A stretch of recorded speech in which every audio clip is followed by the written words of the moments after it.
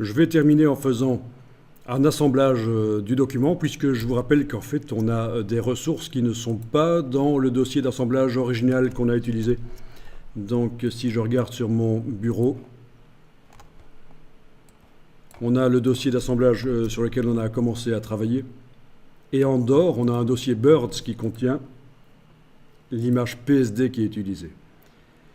L'image PSD qui est utilisée. Le JPEG ne nous sert plus, mais en tout cas le PSD, il fait partie du document.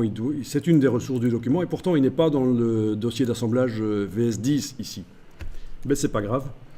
Je refais carrément un dossier d'assemblage ici, dans InDesign, fichier assemblage. Je l'enregistre sur le bureau.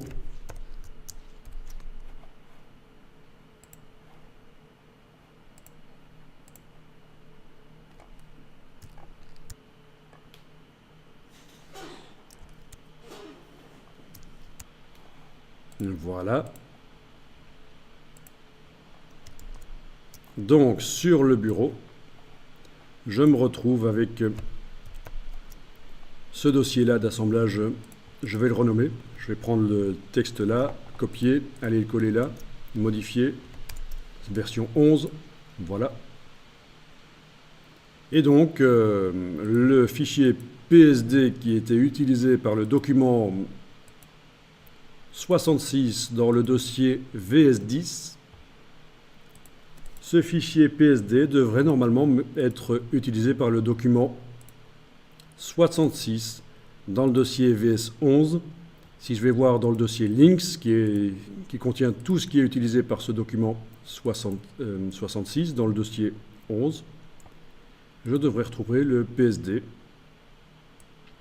Hummingbird, petit classement par date, voilà, il est là. Pas de problème. Toutes les ressources ont été rassemblées dans le dossier Links.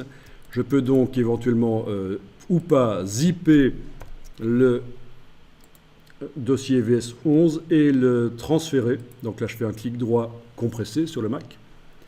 Je transfère sur mon ordinateur chez moi, soit la version non compressée, soit la version compressée, ou les deux.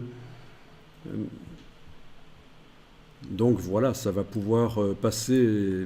C'est une manière, le dossier d'assemblage, de réunir toutes les ressources et d'être certain de ne pas oublier de prendre des images que j'ai utilisées dans le document et qui sont dans des dossiers un peu plic-ploc sur mon disque dur